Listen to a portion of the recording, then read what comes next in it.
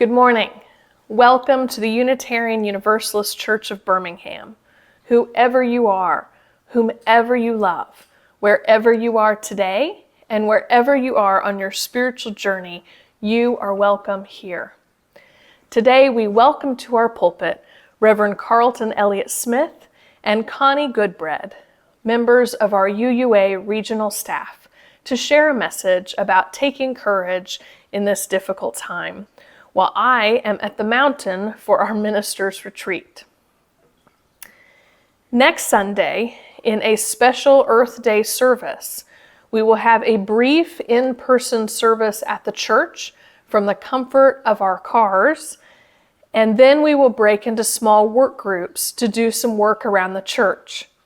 It's been a long time since many of us have physically been on the church grounds, and so we are going to spend some time sprucing it up a bit in preparation for our in-person services that will happen within a few weeks, hopefully. So I hope that you will sign up for a work group and join us for that service. If you cannot or are not comfortable yet, we will be showing a YouTube service created by UU Ministry for the Earth. So it will be Earth Day themed, however you choose to participate.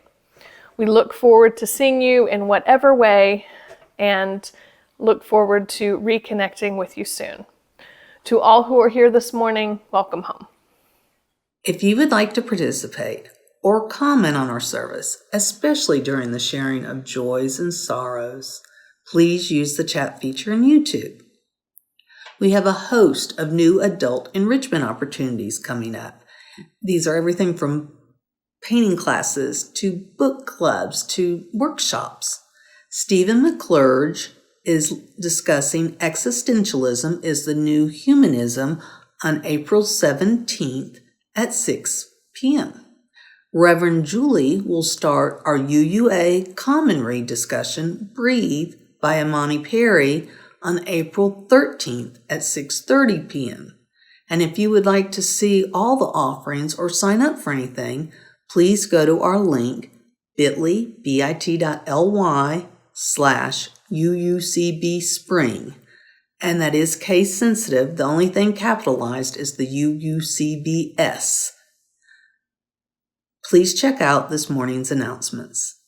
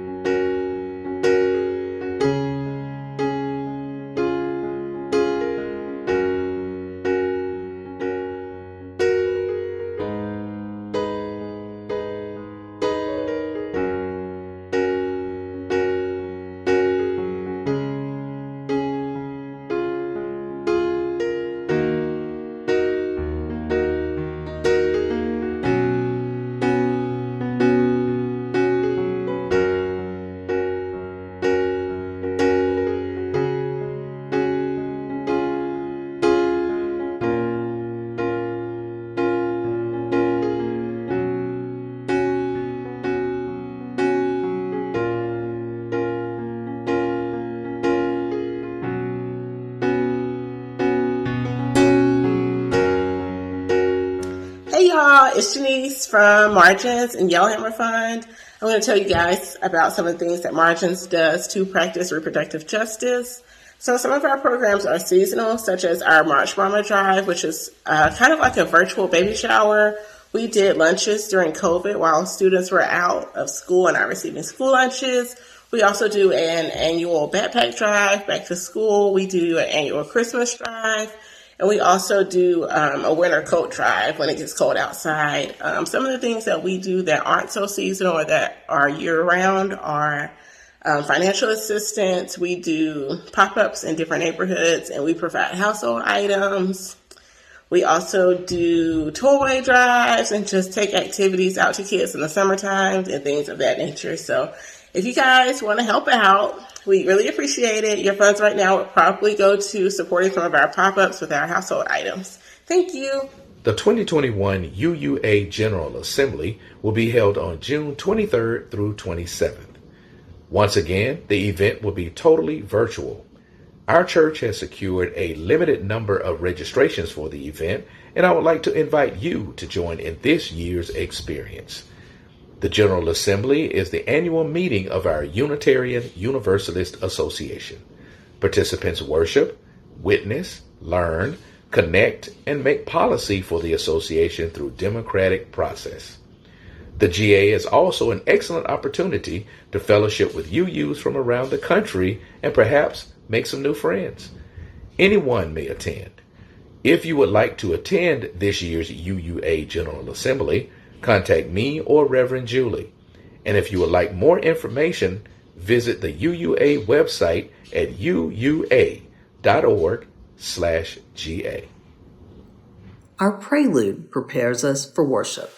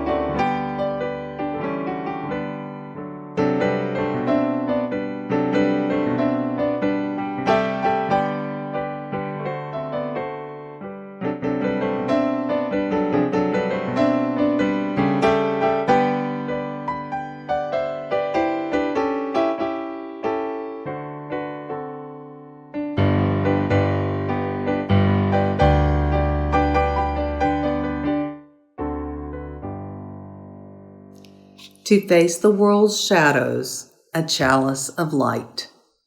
To face the world's coldness, a chalice of warmth. To face the world's terrors, a chalice of courage. To face the world's turmoil, a chalice of peace. May its glow fill our spirits, our hearts, and our lives. Hello, my name is Charles Turner. I am a member of the long-term planning team, which is currently working on the plans for us to return to in-person worship. We want to return as soon as it is safe to do so, and as the science supports it. We also want to return in a way that lives out our values by ensuring that our return is safe for all people, whether or not they can be vaccinated. Our team has been meeting weekly to evaluate how and when we can safely return to in-person activities at the church. We monitor the COVID rates weekly and are reporting to the board our findings. Our team has good representation from many groups within the church. We created a survey that was distributed several weeks ago, for which we've had 143 responses thus far. Overwhelmingly, the survey results show that our congregation continues to want to follow the CDC guidelines and protect the most vulnerable in our congregation. As part of our considerations for keeping services smaller, we are considering opening in 2 services, one at 10 and at 12:30, to allow more people to participate in person. This will require more volunteers and will also allow our ministry to meet more stylistic needs within our congregation. We're also in the process of installing live streaming equipment in our sanctuary, as we are committed to continuing our online presence. We will likely phase back in stages. We are hopeful that the vaccination rates continue to go up and that the weather is improving. We ask for your patience as we work through the details. It has been a long year, and we are all anxious to get back to the church. And we want to continue to live out our values by ensuring we're as mindful about our return as possible. We're looking at a mid-June at the absolute earliest because of the logistical issues mentioned and others. Please continue to watch for updates from our team and know in the meantime we're working diligently on our return. Thank you so much.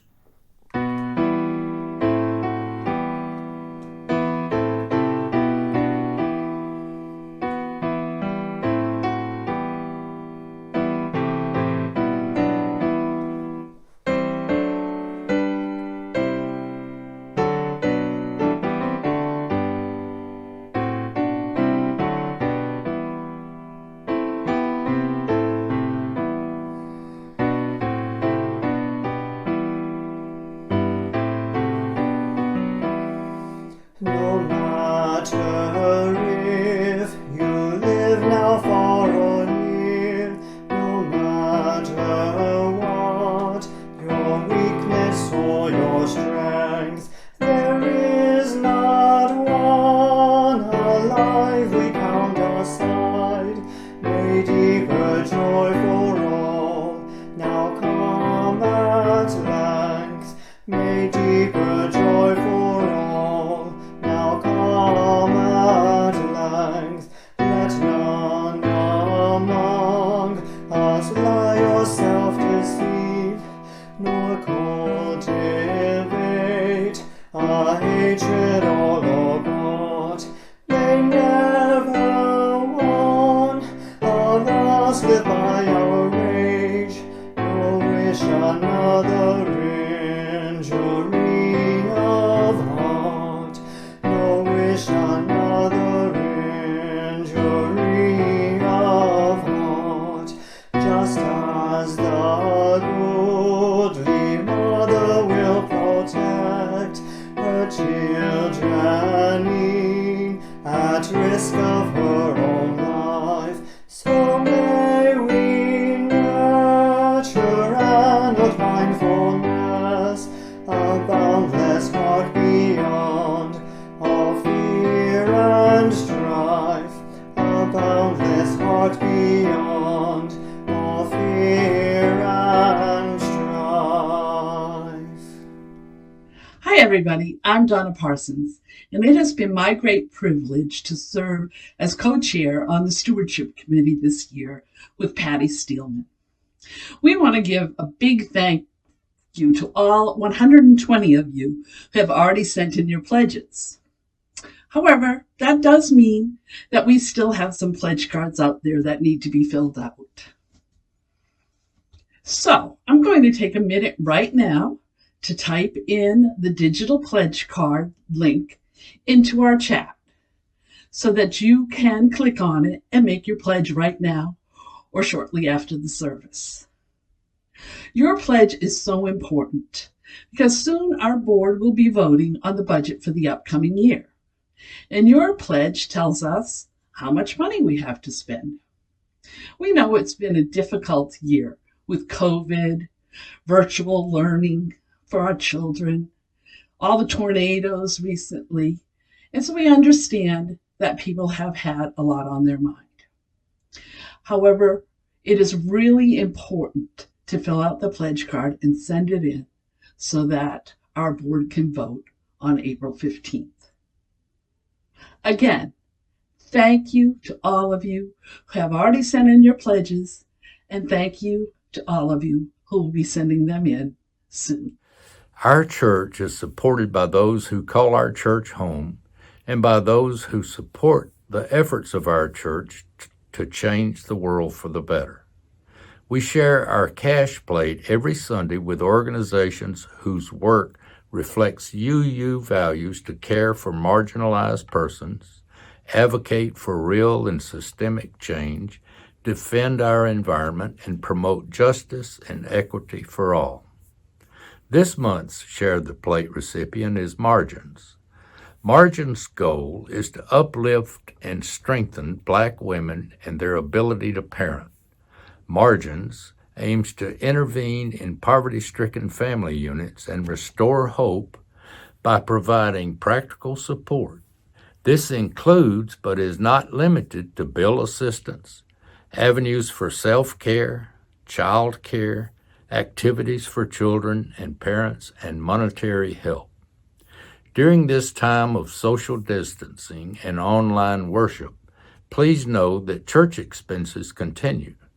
Therefore, we very much appreciate your continuing to pay your pledge or offer your donation by either mailing a check to the church office or by using PayPal or Venmo. Our Venmo account is at UUCBHAM. Please designate whether your offering is for UUCB or Margins. Thank you for your generous support of our church and our Share the Plate recipient. May we give in love and hope.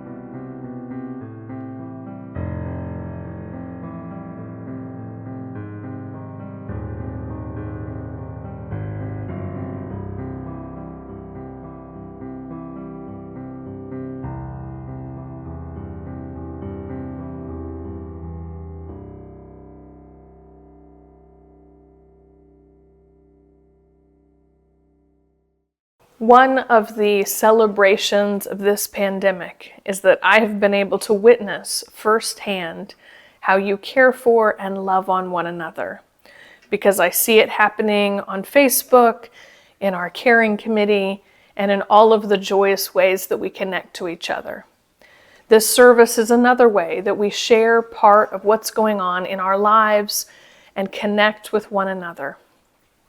Using the chat feature in YouTube, by speaking it aloud, or by hearing it on your heart, please give voice to what is on your heart today.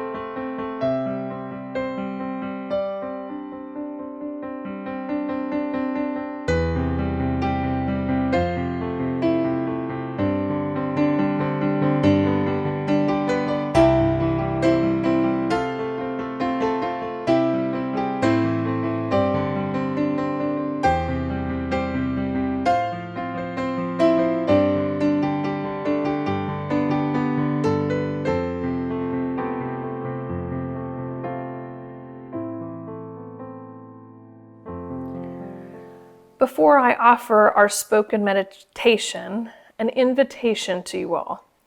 This Tuesday at 6:30 p.m., we are going to start our UUA Common Read, Breathe by Imani Perry. You don't have to have started the book before you attend, but this is the book that was chosen at our last General Assembly, our national meeting, for all UUs to read this year. And so we are reading this in conjunction with other churches and fellowships all around the world. So I invite you to join me this Tuesday, April 13th at 6:30 p.m. to start this journey together. Our spoken meditation this morning was written by Reverend Alice Anacheka Nasman. And it is a meditation on hope and love in a time of struggle. In a world so filled with brokenness and sorrow, it would be easy to lose ourselves in never-ending grief, to be choked by our outrage, to be paralyzed by the enormity of suffering, to feel our hearts squeezed tight with hopelessness. Instead, this morning, let us simply breathe together as we hold our hearts open. Breathing in as our hearts fill with compassion. Breathing out as we pray for healing in our world and in our lives. Breathing in, opening ourselves to the transforming power of love. Breathing out as we pray for peace in our world and in our lives. Breathing in as we hold hope in our hearts. Breathing out as we pray for justice in our world and in our lives. May we know our strength. May we be filled with courage. May our love flow from us into the world. Breathing in, we are the prayer. Breathing out, we are the healing. Breathing in, we are the love. Breathing out, we are the peace. Breathing in, we are the hope.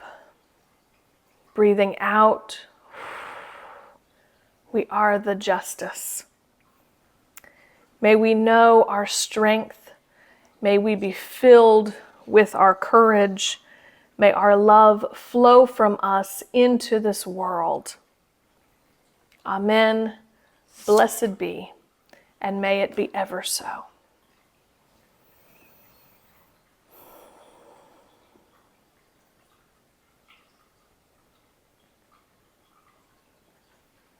Amen.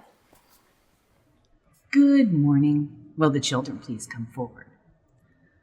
So this morning, I would like to tell you a story about how sometimes making a decision can be hard, and that sometimes you won't always please everyone, but that you need to do what you know in your heart is best. Now I'm going to tell you a story about Goha. Goha is a Middle Eastern old wise man, been around very many years, and these stories have been passed around the Middle East. Now Goha and his son and their donkey, they were on their way to the market.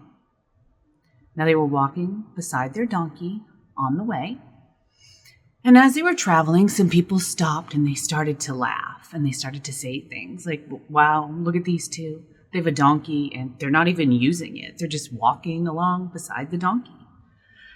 So Goha stopped and he thought for a second and he said, okay. And he got on the donkey. And they were riding some more. The son was walking and he was riding on the donkey. And some other people started laughing and pointing. And they were also kind of sneering. And they were like, how could you let your son walk while you ride the donkey? And so he thought again and he switched places. He put his son on the donkey and Goha started walking. They continued their way to the market and they passed another group of people. And those people, they were very upset. They were kind of pointing and they were looking angrily at the young man, asking him, how can you ride the donkey and you let your old father walk alongside you? That's not right. So Goha got on the donkey with his son and they were riding to the market. They continued riding, and then a group of farmers came by and they looked at them and they yelled at them, what are you doing? How can two of you be on a donkey? Do you not understand that this is too much weight for the donkey and you could hurt the donkey? So at this time, Goha is very, very confused. He's a little exasperated and he's not quite sure what the right way is. So he tells his son, okay, you pick up the front part of the donkey and I am going to pick up the back part. And we are going to carry the donkey to the market.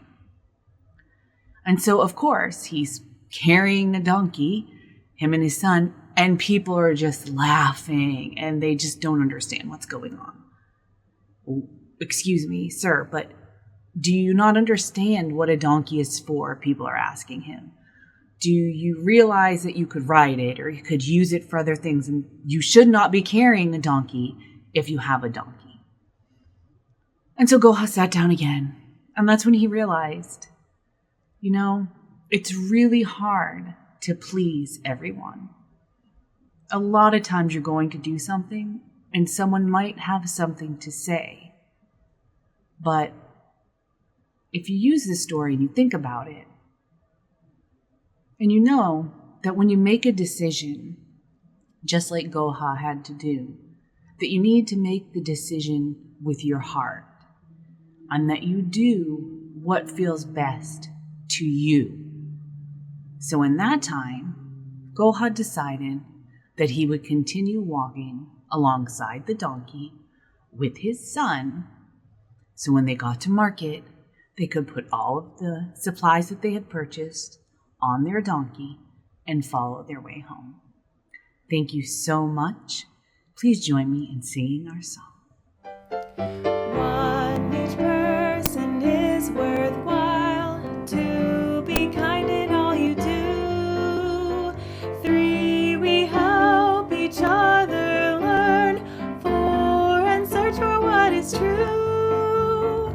Five, all people get a vote. Six, build a just and peaceful world. Seven, we take care of the earth. That will bring us back to me and you too. I'm Connie Goodbread. I am one of the co-leads of your Southern Region Congregational Life staff team. And I'm Reverend Carlton E. Smith, also a member of the Congregational Life staff based out of Holly Springs, Mississippi.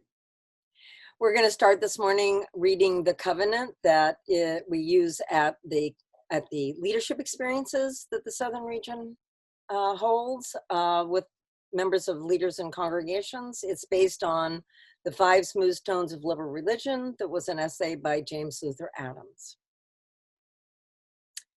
With hope for a bright future, I come in trust. With love in my heart for all of creation, I come in humility. Seeking justice for all, marginalizing none, I come in open-mindedness. With courage, I come willing to be transformed. With great joy, I come to bind myself to you so that together we can do what I cannot do alone. And the title of this sermon is Take Courage, Friends, which is a line from a reading inside of our hymnal, Singing the Living Tradition. And this is another one of our dialogical sermons, a sermon in which we believe that the Spirit, that God, that the universe lives inside of our words, inside of our sharing, and that we can learn and grow from this. And some of this we know what we're going to say, we have some ideas about what we're going to say, and some of it we're going to discover as we're talking to each other right now. Thank you, Carlton. So the line in the covenant that we're focused in on today is, with courage, I come willing to be transformed. Maya Angelou says, courage is the most important of all the virtues, because without courage, you can't practice any of the other virtues consistently. I think that that is a brilliant quote, and I think of the courage that it takes to love, and the immense courage it takes to work for, march for, live for justice. I also think that the line in this line out of this covenant, with courage I come willing to be transformed, is a pretty big promise. I think courage shows up for people in different ways. For some people, I think it's a courageous act just to get out of bed in the morning. For others, acts of courage can be terrifying, and some people are in much greater danger than others. So, Carlton, as we're talking about courage, I'm wondering, what does courage mean to you, and where do you find it? So when I think about courage, I am a person who really loves etymology and getting into the meaning of words, the original source of them. And as far as courage goes, it comes from a Latin root word that is about the heart. It refers to the heart. So when we're talking about courage, we're talking about that deepest part of us, that part of us from which motivation and inspiration comes. And it has to do with our essence. So when we talk about being willing to transform and having the courage to do that, we're talking about the courage to transform our very hearts and from within.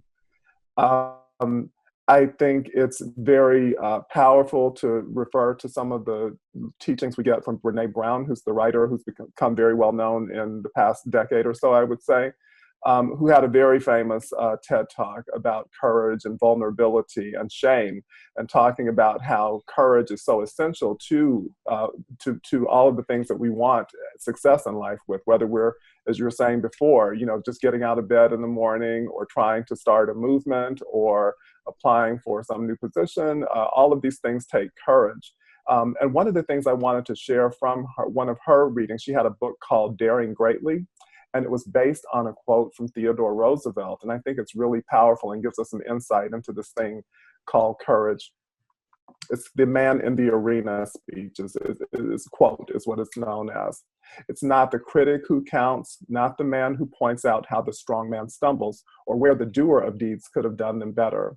The credit belongs to the man who is actually in the arena, whose face is marred by dust and sweat and blood, who strives valiantly, who errs, who comes up short again and again, because there is no effort without error and shortcoming, but who does actually strive to do the deeds, who knows great enthusiasms and the great devotions, who spends himself in a worthy cause, who at best knows in the end the triumph of high achievement, and who at the worst, if he fails, at least fails while daring greatly, so that its place shall never be with those cold, timid souls who neither know victory nor defeat. So to me, this quote speaks very much to the courage that we need to be able to step forward, because what are we afraid of? We're afraid we're going to fail. We're afraid we're going to embarrass ourselves. We're afraid we're not going to achieve that thing that we go after. So someone's going to hold us accountable for it. But I would rather live my life daring greatly, because I value courage. I value those who've gone before me, who've been exemplars of courage. And so those include my ancestors here in the state of Mississippi, my spiritual ancestors like Ida B. Wells Barnett and Medgar Evers, Vernon Damer, Fannie Lou Hamer, all of these people who against great odds stepped up and did what they felt like they needed to do in the moment and responded with courage rather than with fear and timidity. And not that they always succeeded. So I'll give you an example around Fannie Lou Hamer. They were seeking to be seated as the Mississippi Freedom Democratic Party at the Democratic Convention back in the 1960s. They did not succeed in achieving those seats as the Mississippi Freedom Democratic Party, fighting for change and transformation of access to the polls for Mississippians at the time. But the Democratic Party hasn't been the same since. So even though they didn't win in that moment, they succeeded ultimately in the transformation of what the Democratic Party has come to mean and represent. So sometimes, we can have the courage and we cannot succeed at what it is we're actually going for, and nevertheless have a tremendous impact because we dared greatly. Absolutely. And the other thing I was going to mention too is just thinking about being in Boston at the time of the marriage equality debates going back and forth, and being at the State House and looking at these people shouting and yelling at one another across the street, as people were saying, no, we want marriage. Yes, we want marriage equality. And other people saying, no, we don't want marriage equality. And I was thinking, as I was looking at all that shouting and screaming, some of these conversations needed to happen around kitchen tables at people's homes. And from that standpoint, it takes courage to even be able to confront our relatives, our grandparents, our aunts and uncles with whom we have differing opinions, who might not believe in full equality for everyone. And sometimes I would say that that's where the change of heart needs to happen, is amongst our family members. Maybe even before we head out in the streets, we might want to check to see if we want to have some of those difficult conversations first with the people closest to us, which can be really hard. Right.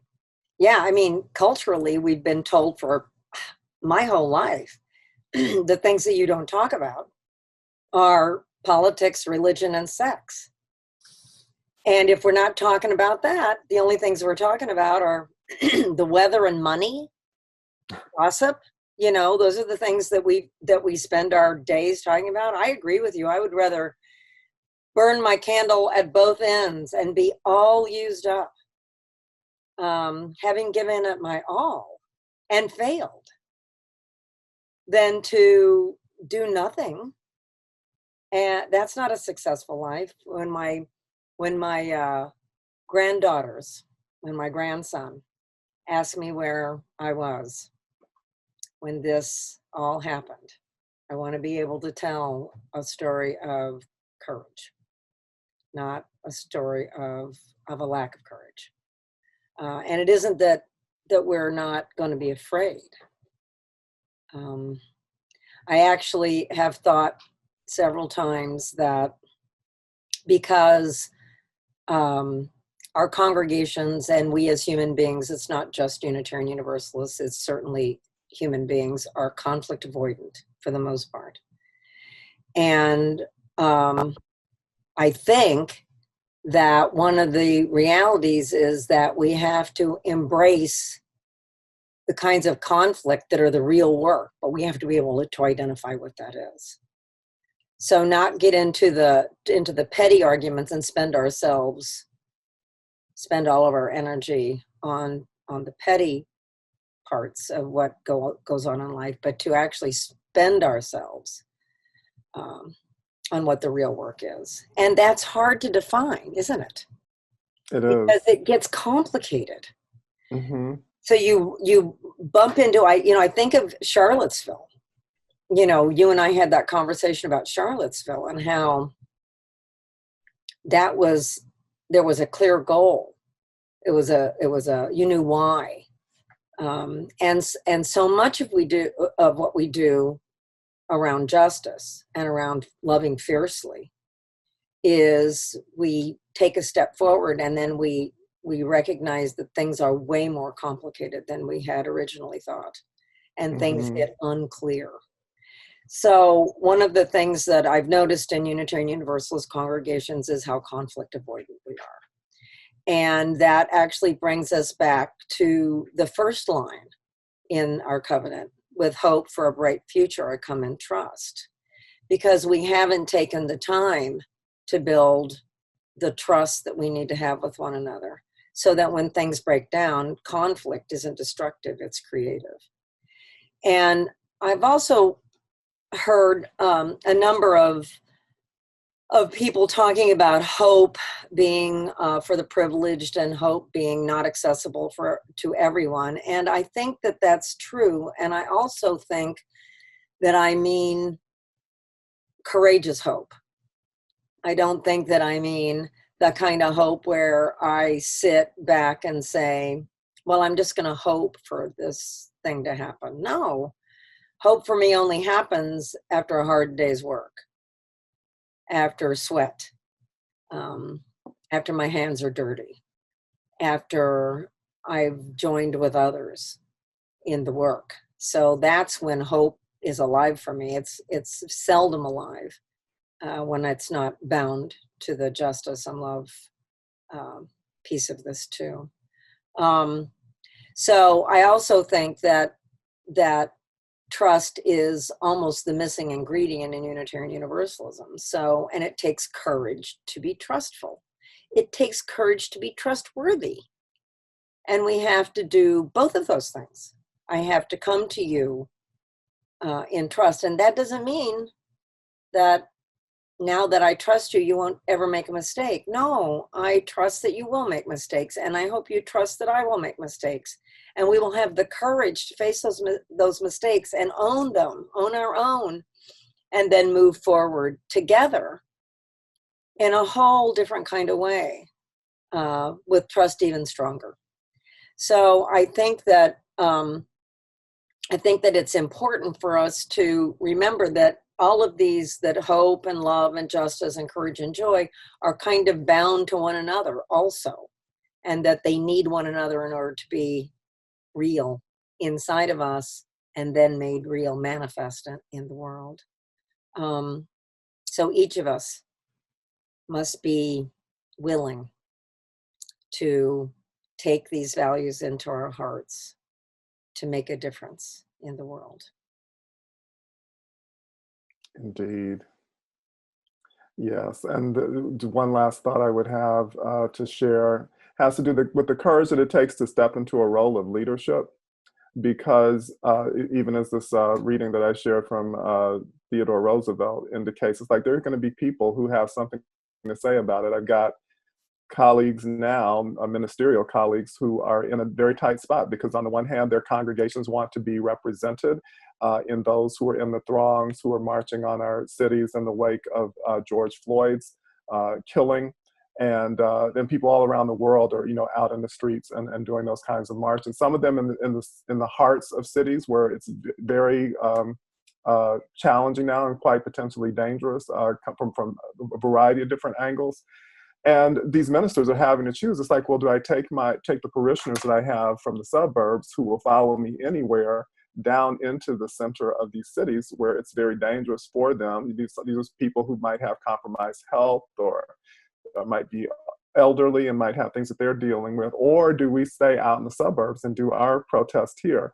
And I would say that, you know, for anyone who's stepping into those leadership roles, that I acknowledge that and affirm the difficulty of it, and that it's going to be difficult, and there are going to be people who aren't going to like the choices that we make, but we still have to make them just the same. And I guess I would say too, to those people who are congregants within congregations, try trusting your leadership. You were talking about trust earlier. Trust that they might have information or concerns that might be different from yours, and allow for the possibility that they are trying to do the best that they can do, and dare to even support them, those that you've called to work with you. So these are things that I'm thinking as well. Absolutely. The courage to stay at the table when things get difficult. And things are pretty difficult, aren't they? Very difficult right now, exceedingly. And in that spirit, I would offer these words as a prayer. These are the words, as we close, these are the words of Wayne Arneson, a ministerial colleague who was very much involved in the civil rights movement back in the 60s. And it goes like this: take courage, friends. The way is often hard, the path is never clear, and the stakes are very high. Take courage, for deep down there is another truth. You are not alone. Okay. May it be so. May it be so. Thank you. Thank you, Connie.